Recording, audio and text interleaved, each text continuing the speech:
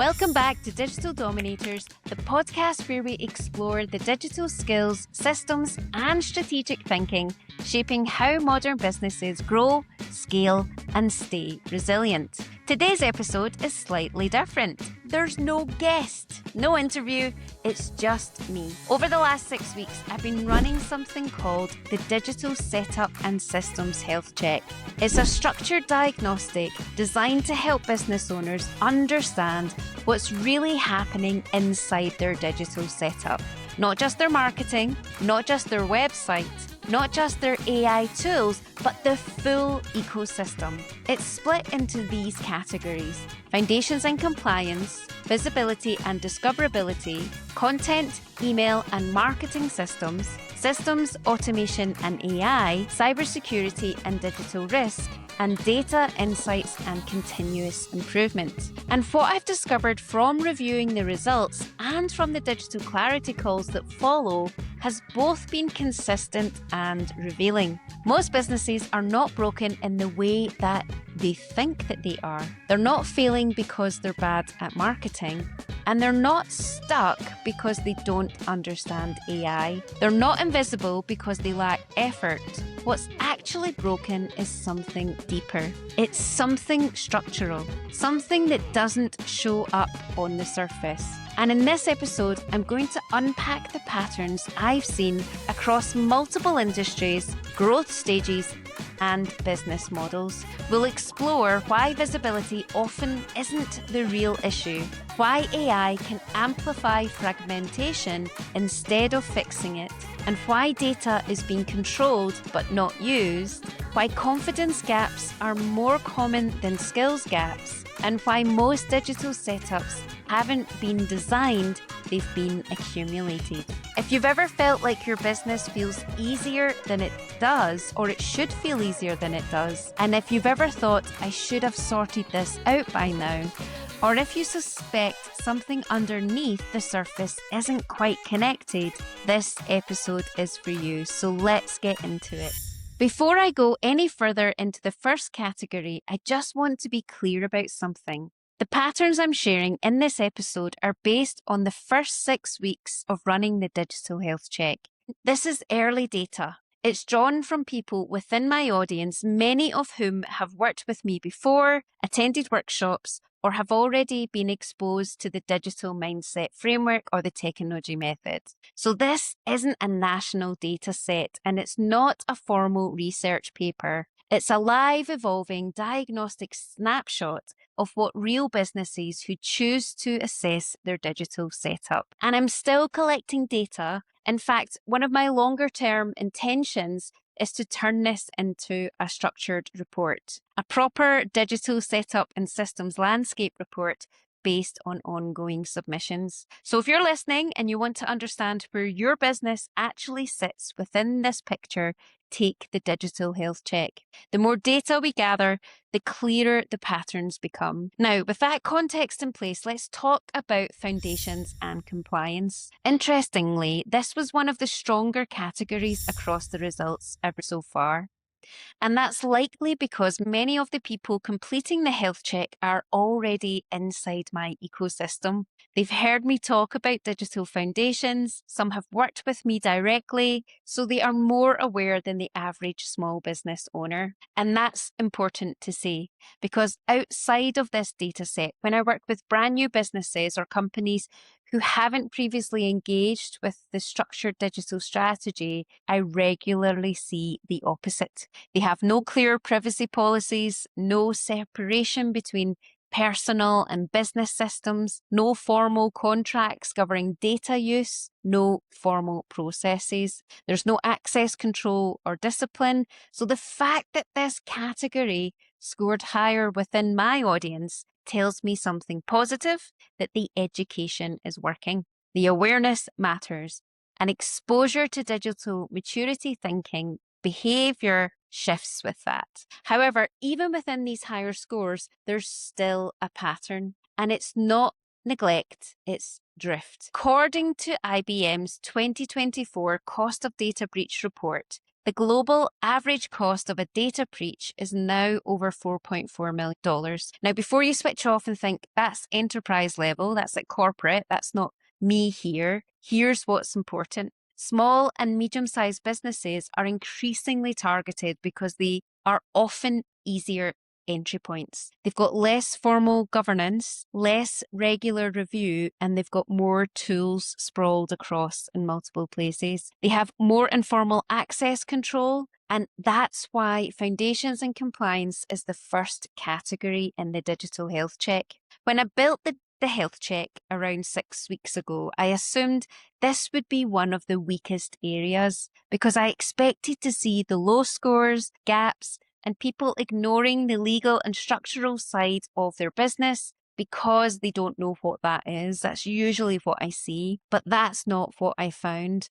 Across the results I've reviewed, a surprising number of business owners scored relatively high in the foundations, some really high, some with even scores of the 90 to 100% range, which is amazing. This immediately tells me something important. Business owners are not careless. They are trying to do things properly.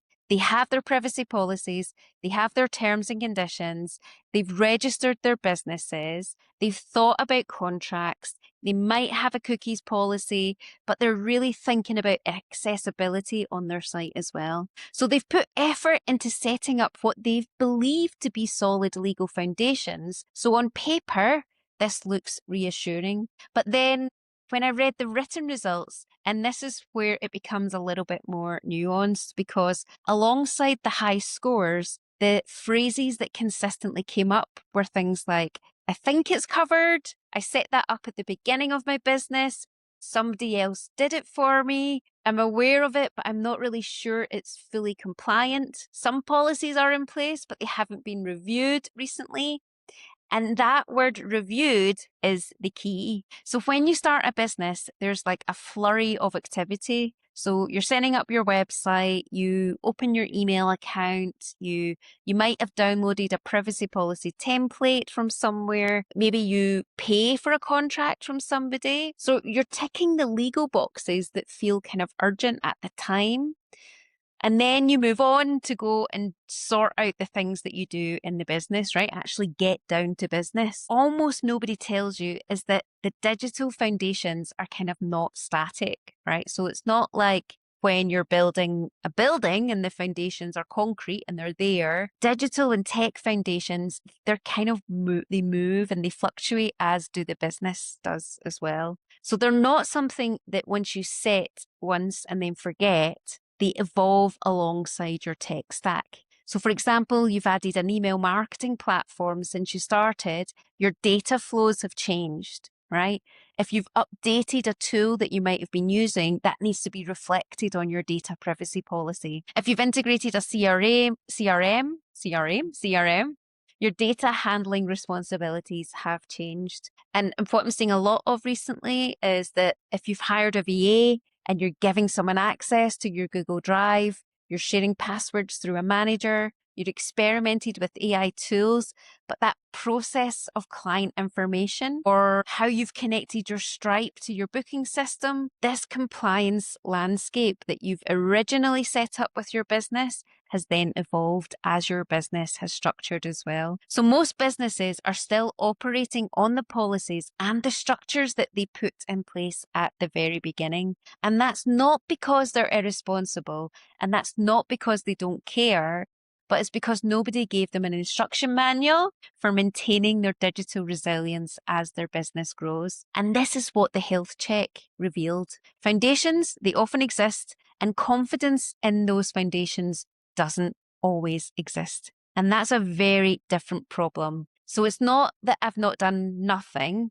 right? It's not that I'm sitting without these things. It's that I've done it once, but I haven't revisited it again. And in a digital environment that changes constantly, new tools, new AI systems, new integrations, new risks, that gap quite quietly widens. And so it's important that in your business structure, you have somebody that manages that. So if it's you as a solo or entrepreneur, you make sure you put that as part of your structure, your check-in for what you're doing on your digital setup and systems. If you've added a new tool, you immediately then go ahead and update that across your privacy policy. If you've got a team and your ICO registered, which I hope all small businesses that are listening or watching this are, that you're then going and letting your data controller know that these are the things that have been updated. So it's not just about the data department, it's the web department, the marketing department. They all have a contribution to this digital setup. Everybody in the business does, no matter what they do. And explaining that as the business leader is something to get across to them. This is what I talk about in the digital mindset or the technology method. So another thing I've noticed across the responses is that many people are really kind of unclear about the separation between their personal and their business systems. So this happens quite a lot because if people are working at a company, they have their own personal devices that they use completely differently than what they were asked or being told usually to use on their company devices. So there'll be things that they can do and they can't do in work. And so this behavior of them interacting with their technology is very different.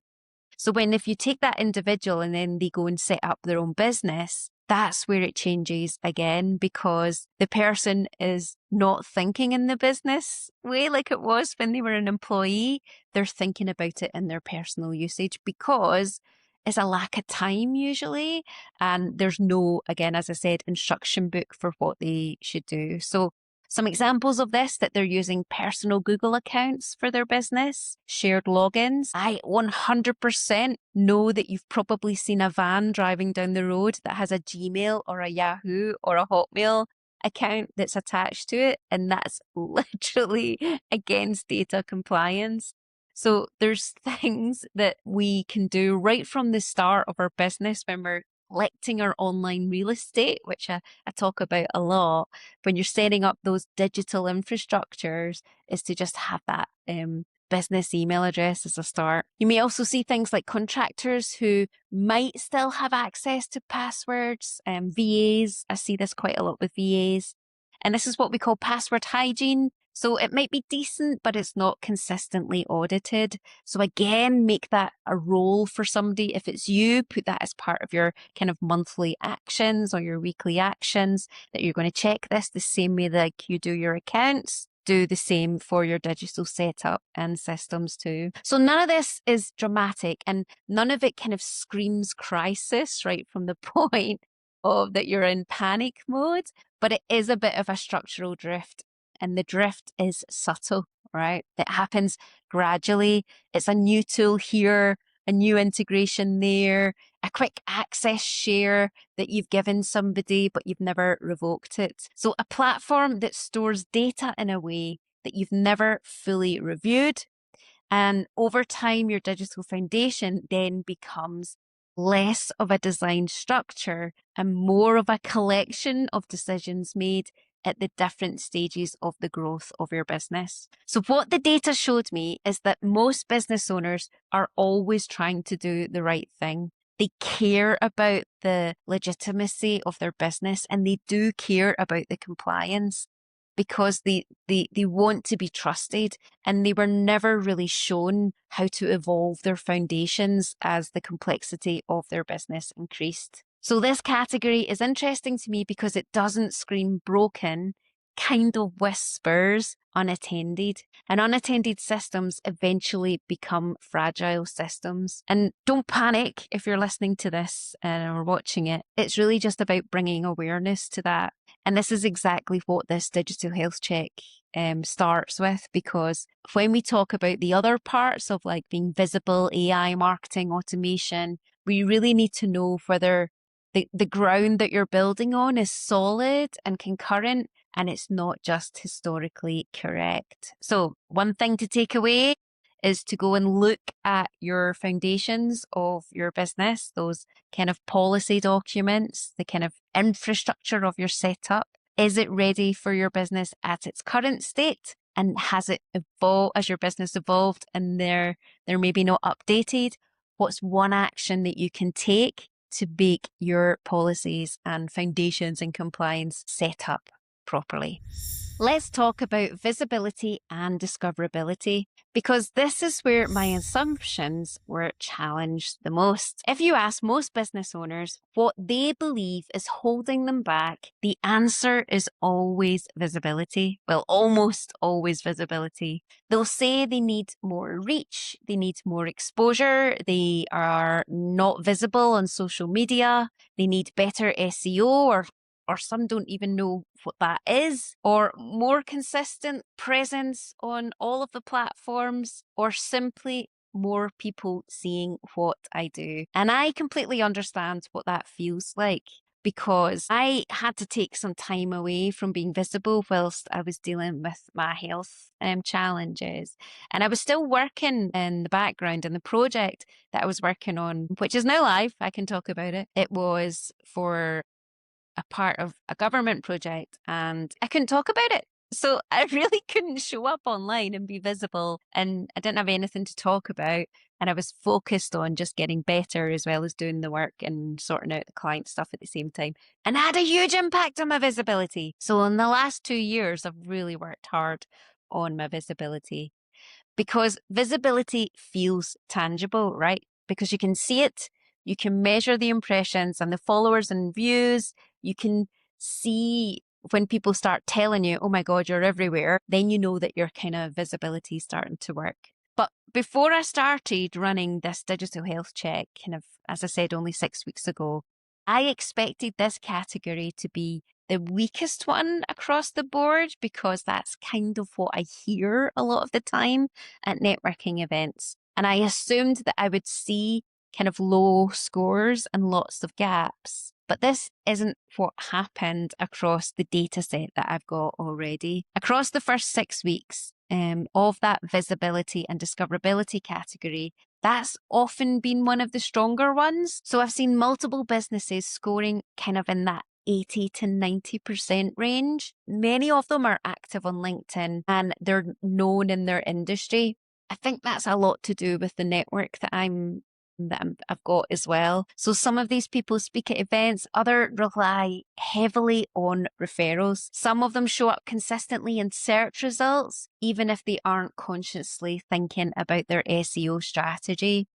It's because they've been visible for a while. So from the outside, these businesses look really visible and viable, and in many cases that they are.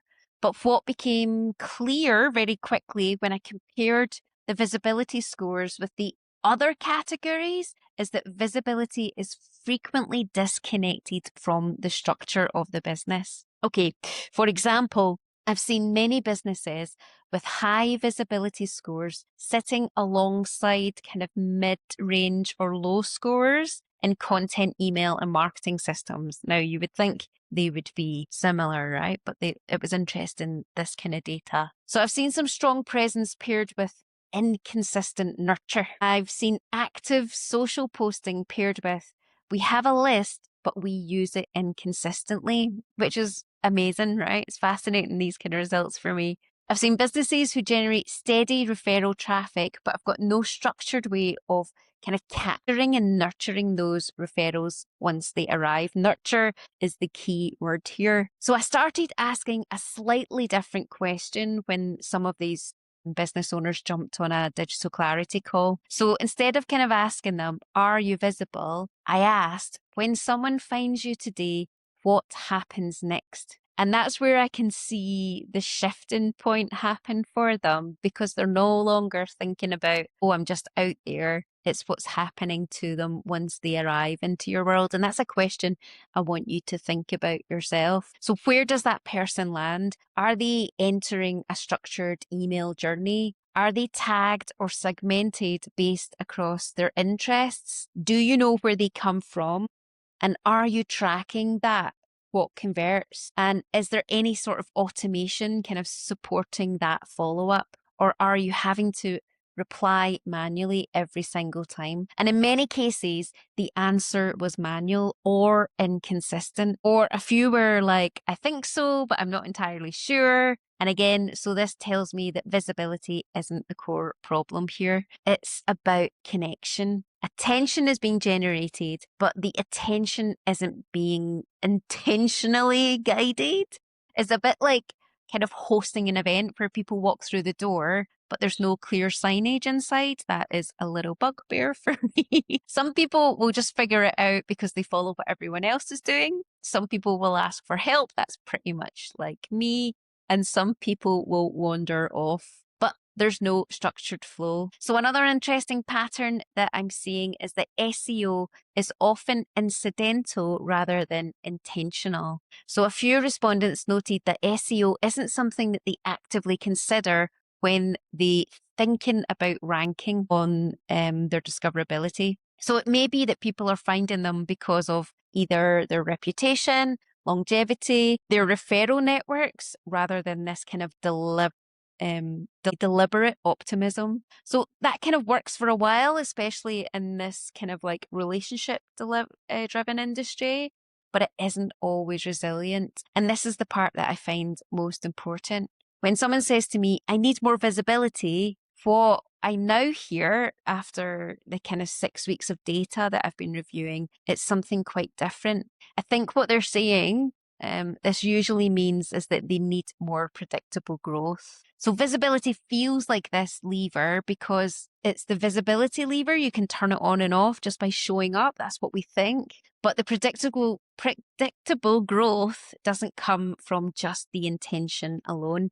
It comes from attention that feeds into that kind of designed journey. Okay. One expression I like to use is market online, sell offline. And that's kind of how you're nurturing them through that relationship. So if visibility is strong, but email is inconsistent, if your content is active, but it's not strategically sequenced, and if your referrals are happening, but they're not captured properly, then you have an opportunity to update your infrastructure. And an opportunity without infrastructure can feel really exhausting because it's manual.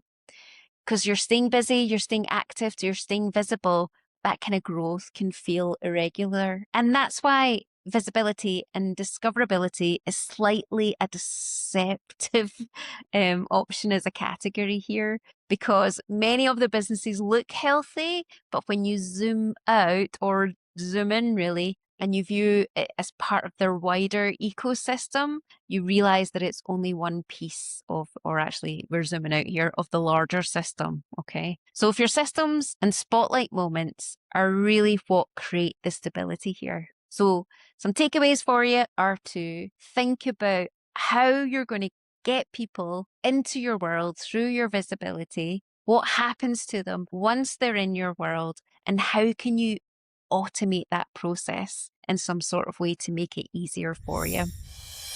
As a creator, I used to spend hours re-recording voiceovers to get the perfect tone. But finding reliable voice talent, booking studio time, and editing takes forever, and it can break the bank. That's why I recommend 11 Labs. It generates ultra-realistic AI voices and even clones your own, all in seconds. With natural-sounding speech, multilingual support, and seamless text-to-speech conversion, 11 Labs powers podcasts, audiobooks, training modules, and more. No mic required. Ready to level up your audio? Try it free today at allmylink.me/TC11labs and bring your scripts to life with 11 Labs.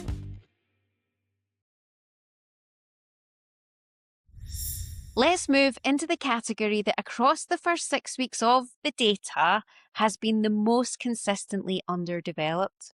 Content, email, and marketing systems. If visibility was often stronger than expected, this category was the opposite. This is where I saw repeatedly scores sitting in the 30 to 50% range. Now, that's not catastrophic because it's not zero, but it's not mature either. And what's important is that this category doesn't measure whether someone can create content. It doesn't ask whether you've ever sent an email. And it doesn't check whether you own an email platform because almost everyone does. What it's really measuring is whether those things are structured, consistent, and designed to support growth. And the language that people used in their responses was kind of incredibly consistent too. So here's some of the things that people were saying. We have a list, but we use it inconsistently. Content is ad hoc. We don't actively use email, not confident in our marketing systems that support the business growth. We send something when we remember. And I think that phrase, when we remember, came up more than once. And this tells me something very specific because most businesses, they have the components of a marketing system, they have an email platform, they have a list, they create content, they post, they might even have their lead magnets set up, their starting points of their funnel, but what they don't really have is that architecture. This isn't always a mapped out journey that takes someone from first interaction to relationship to conversion in that kind of predictable way. So let me give you an example drawn from kind of the several health checks and clarity calls that I've had. A business owner, they have a solid website, they have a booking link, they're using Stripe for payment gateways, they're posting regularly on LinkedIn, they have an email list with a few hundred or a few thousand subscribers, which is great. They've experimented with different lead magnets. They might even use AI to create their content more efficiently. So on the surface, everything looks active, but when we zoomed in on those digital clarity calls, this is where the kind of picture changed a bit. The website form sent an email notification, but it didn't tag or segment them properly in their back-end setup. The new subscribers all went into the same list regardless of what their interest was. There was no structured welcome onboarding sequence. The emails that they followed up with after that kind of, hey, you're in our world email, they were kind of manual or sporadically as well. It's always that kind of last thing to do on their mind. So there was no consistent review of the data that was coming through from those emails that they were sending. They weren't looking at the open rates, the click-through rates. They didn't have kind of super links, the data that collects when people click a link on that email. So the conversions weren't measured beyond anything that was just, I've got an inquiry coming in. So when I ask this question, do you know your conversion rates from email to inquiry? The answer was almost no. And we talk about that being your kind of customer lifetime value as well. But I think I want to get across here is it's not because they don't care, and it's really because no one has helped them think in that system mindset. Content is being produced, effort is being made, but the system isn't designed to compound. This is where your kind of commercial leakage happens. If visibility is generating attention, but email isn't nurturing intentionally, then leads are being warmed inconsistently. So if your content is ad hoc, then the messaging shifts week to week. It doesn't build that kind of narrative momentum. And if there's no segmentation, then the same message goes to everyone, regardless where they are in their journey with you. And that is what creates unpredictability. Revenues become dependent on the bursts of activity that you have, which is the case sometimes, but we want to make sure that there's some consistency in the back end as well. So you might see things that are happening when you do a launch or a speaking gig or a referral comes through. You have a spike in posting, but then there's no underlying engine that's steadily converting that attention into opportunity. So this is where I also see the confidence dropping as well, because several of the respondents, they indicated that they were not confident in their marketing systems supported the growth of their business. And I think that phrasing matters because it suggests that people feel busy rather than strategic, and they're feeling active, but they're not really aligned with what they're doing. And this is why being part of communities that focus on this, marketing communities or people that are experts in these areas, getting the advice from them so that they can give you the support on it is super important. So one of the telling moments on a recent clarity call that I had was when someone said to me this after I asked them, if you stop posting tomorrow, what would still be working in the background? And the answer was this, and it was after a pause. They said, nothing much, probably nothing much. So I think that's the difference between the kind of marketing activity and the marketing infrastructure. You don't really want to get to that point where you're doing all this work of putting content out there, but nothing's happening in the back end, as we say. So that's really what this category is measuring. It's not asking whether or not you can create a social media post. It's asking whether your digital ecosystem is structured in the way that builds over time. Okay, another interesting pattern that showed up is that many people are aware that they should be doing more with email, but they're really unsure on how to structure it. They've seen advice about kind of weekly newsletters, LinkedIn newsletters, automated funnels, segmented strategies, nurture sequences. They maybe tried out bits of it, but they've maybe not looked at the data of what's worked. And again, that's part of what I talk about in our framework.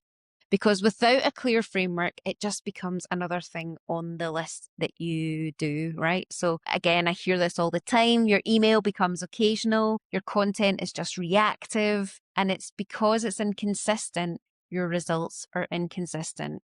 And this is not a creativity problem. It's not a motivation problem, because I know that you're motivated. I know that business owners are, even though you may feel that you're not because you're not doing anything, that the thought process is there, right? So it's just shifting your mindset around it all. And it's generally not a skills problem either.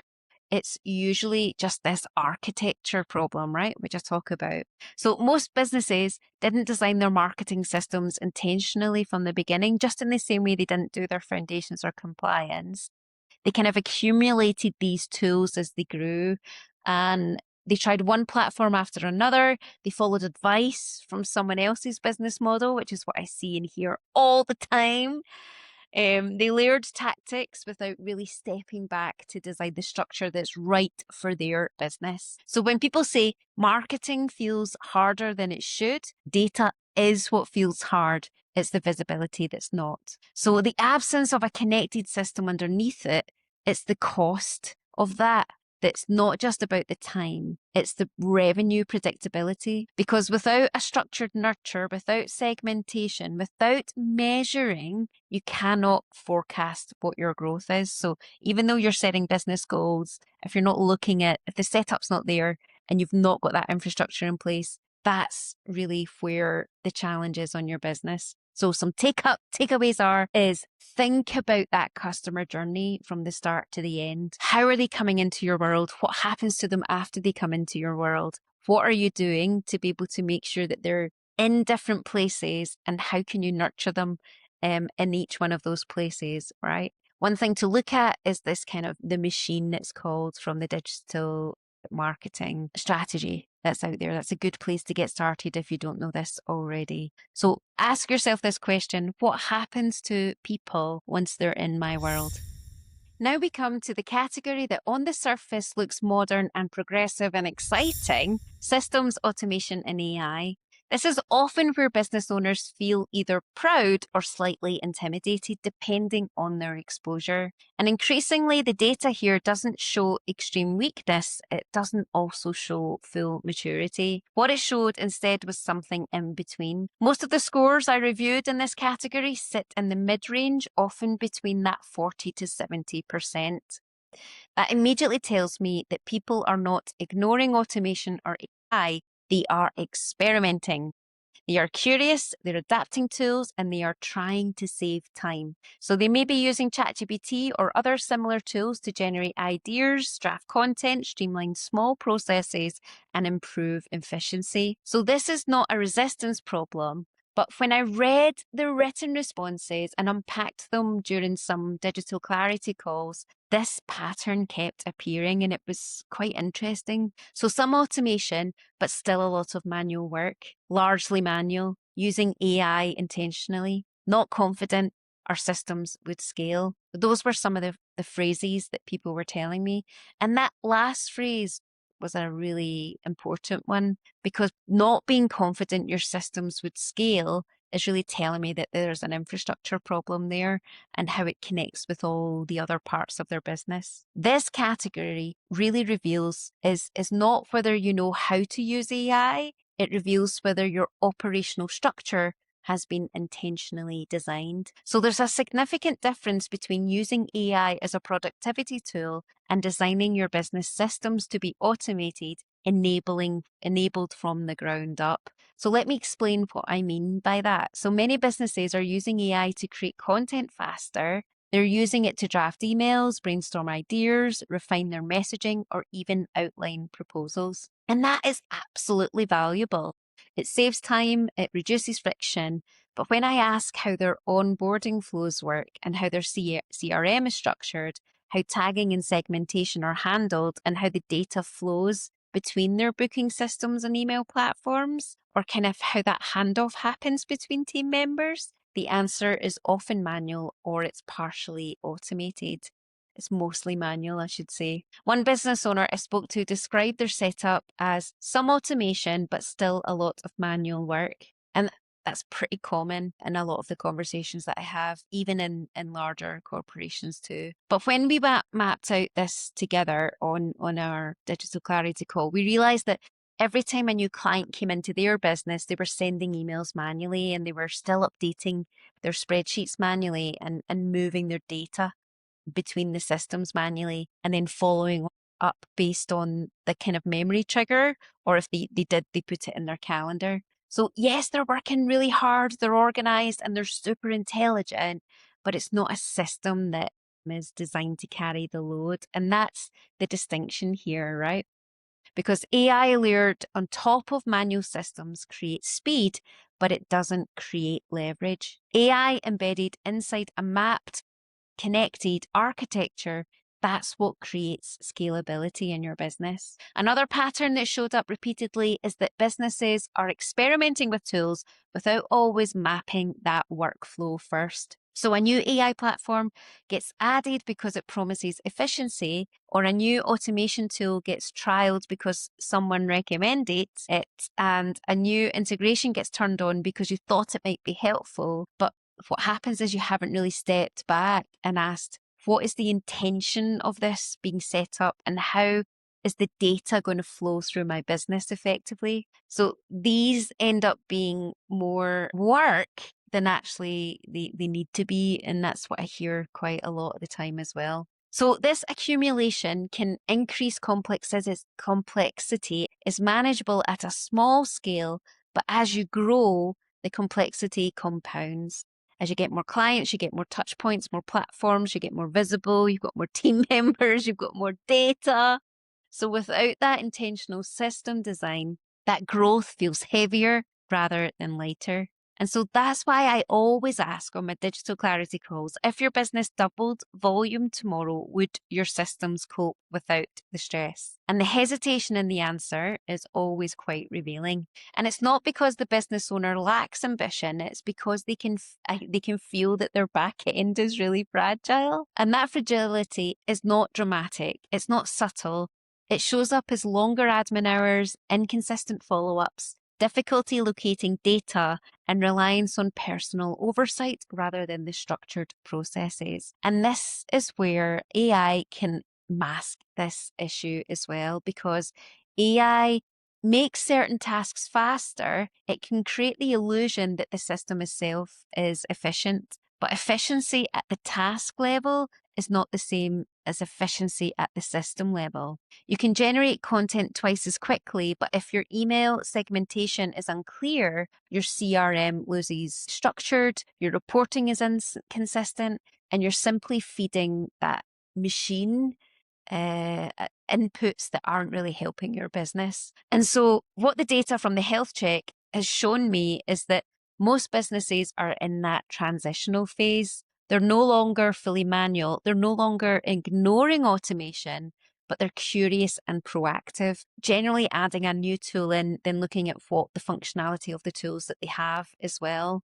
So they've not really stepped into this intentional system design. And that's not a criticism. It's a reflection on how most businesses are built, right? We're too busy focusing on our clients, which is what we're set up to do, why we're set up our business to do that.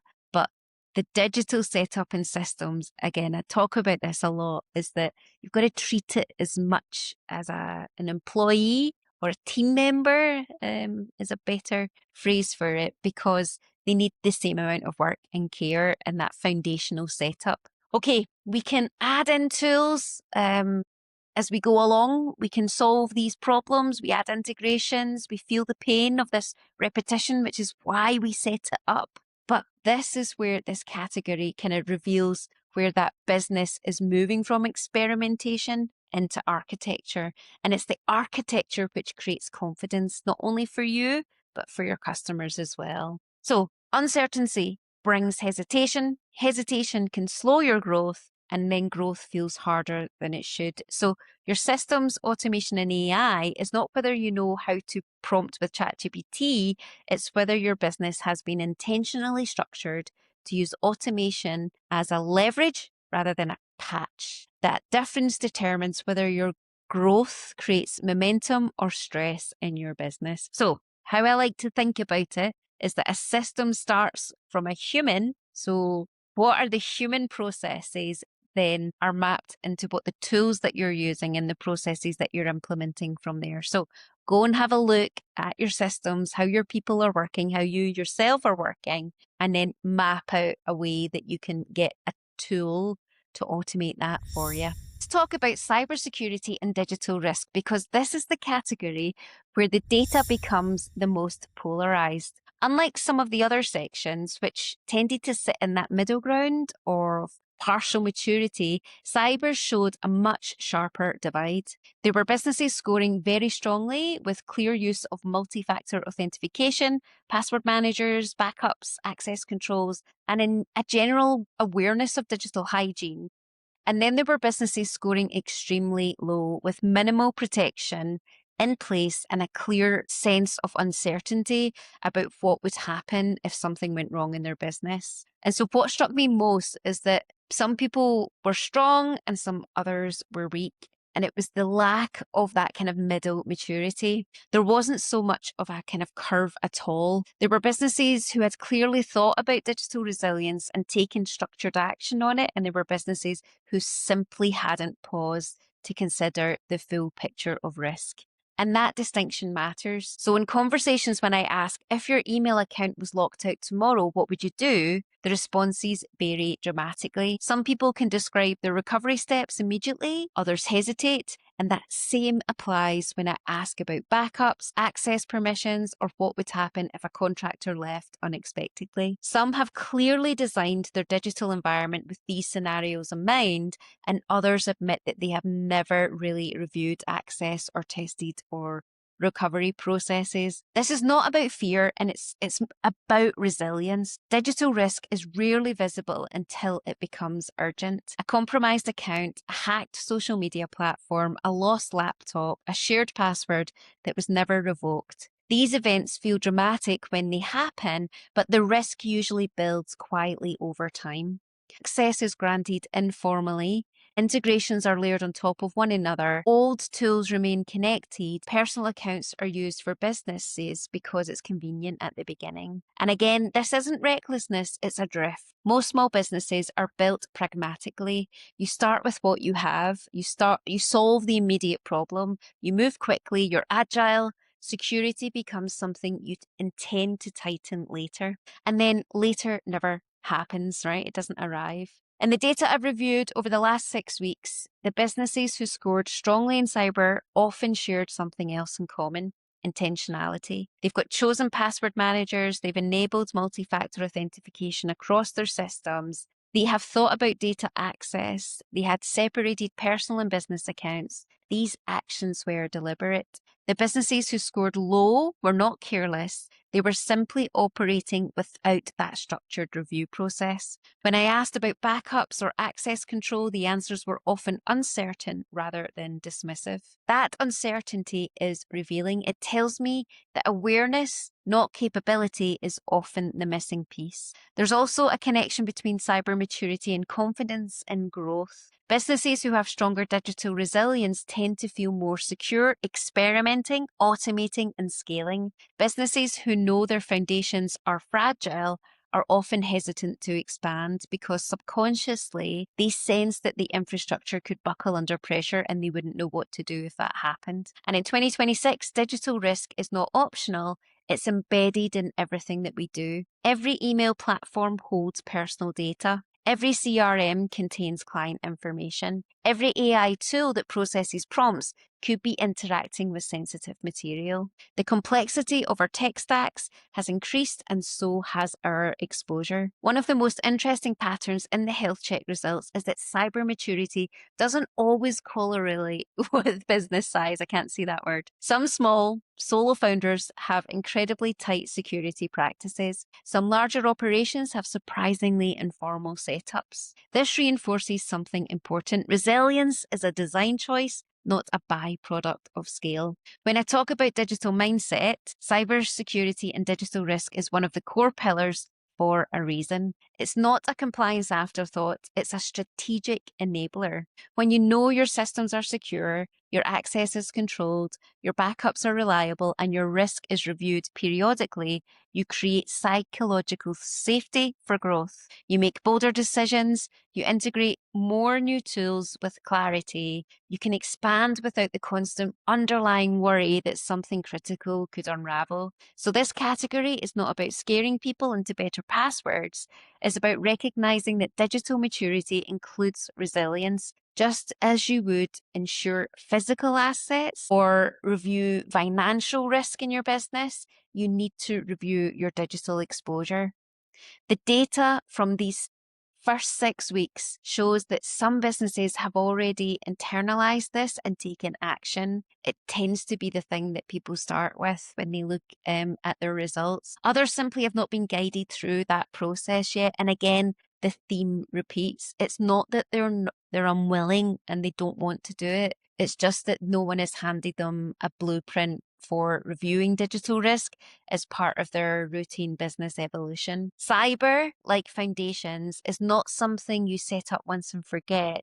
It's something that you revisit as your systems grow, your exposure grows, as your team expands, your access map changes. And I know this as well. So the more visible that you are, the more that people know you, the more likely you're to get spamware and phishing attacks. So it's really important to have these fundamentals in place. As you integrate new AI tools, your data handling shifts between those tools as well. So without periodic review, resilience erodes quietly. And quiet erosion is much harder to spot invisible failure. The main thing here is that you don't want your business to be impacted. You don't want to have to stop doing business for your clients because of a cyber issue. So make it part of your strategy for the other parts. This digital setup, your data management, it's all part of the same thing. This is if you're watching this is what all this I talk about in this technology method, the digital mindset framework. That's what this is all about. So some takeaways for you. Go and assess what tools have access to what people have access to what. Update any passwords that are telling you that there's a security risk. Use 2 or 3 factor authentication with biometric data if possible, and make this a standard process for your business.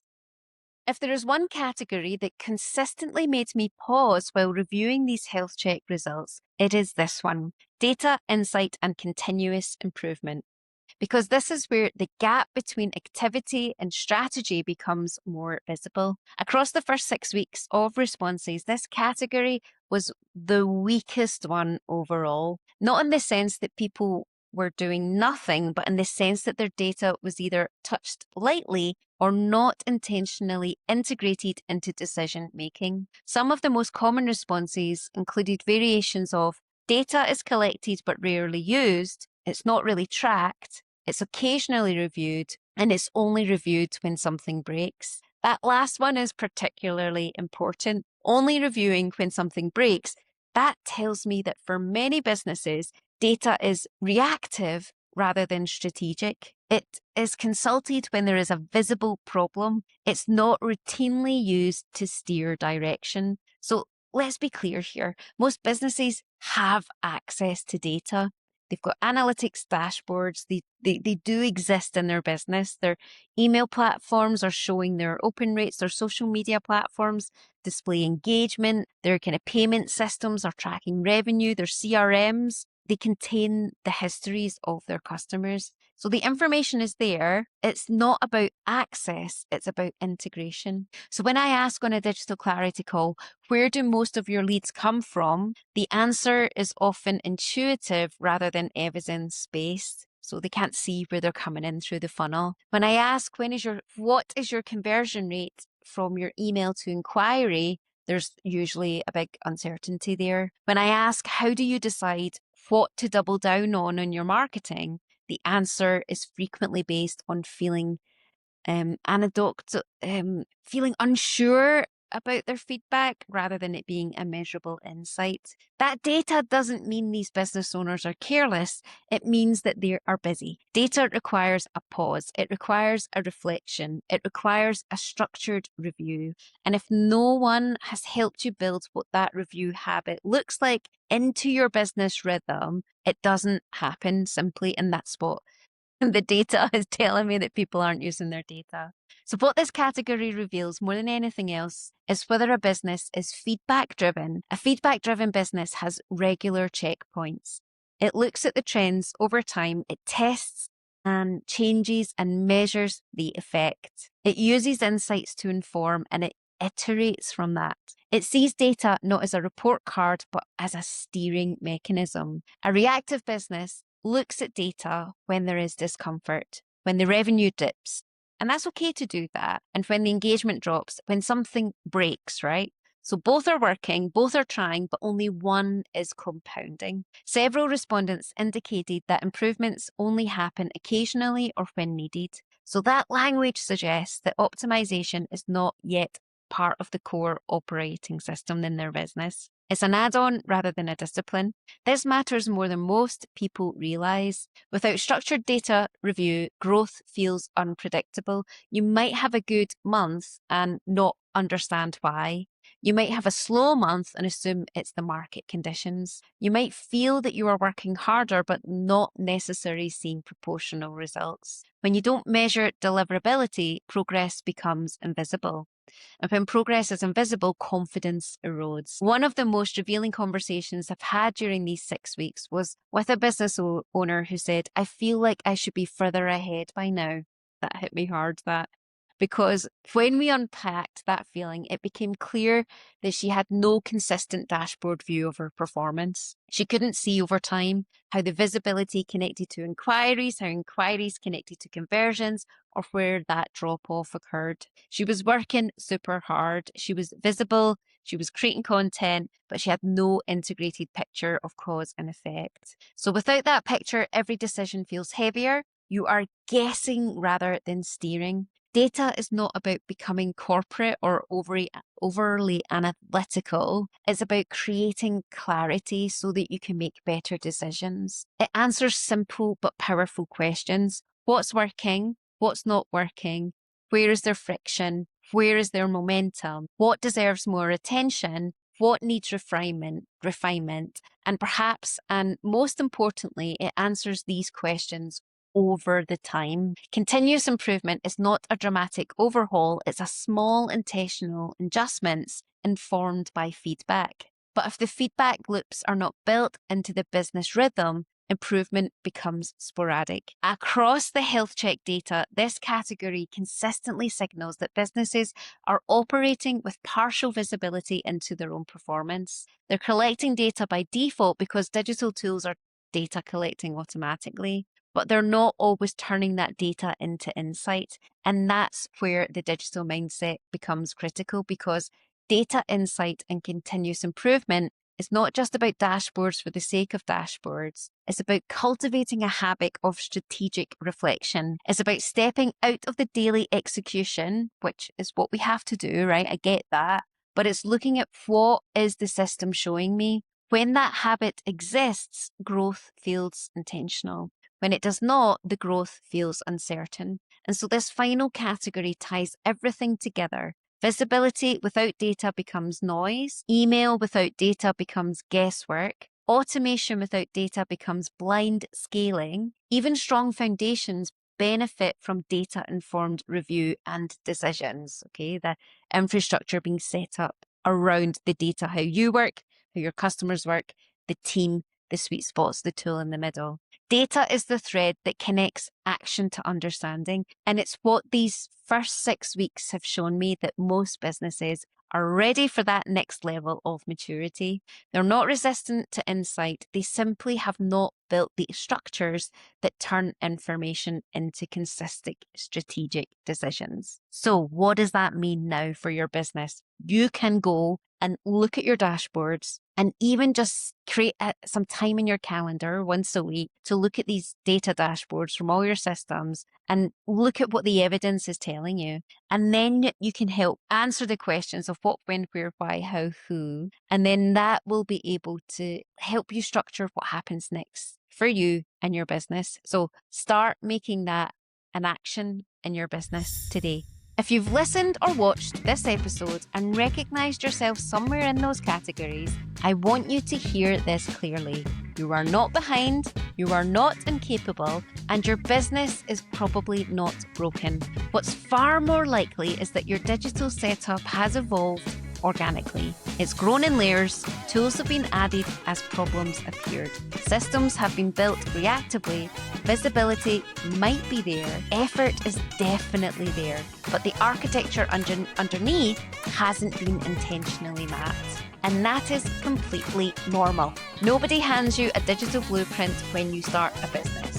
Nobody sits you down and says, here's how your email, visibility, automation, cybersecurity data and compliance should connect and evolve over time.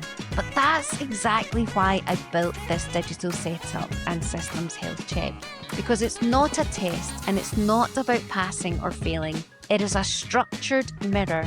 It helps you see clearly where you're strong, where you're fragmented, and where your next level of maturity sits for your business. The data I've shared today on this episode is based just on 6 weeks of results, and I'm still collecting it. I'm building a bigger picture of what digital maturity actually looks like across real businesses.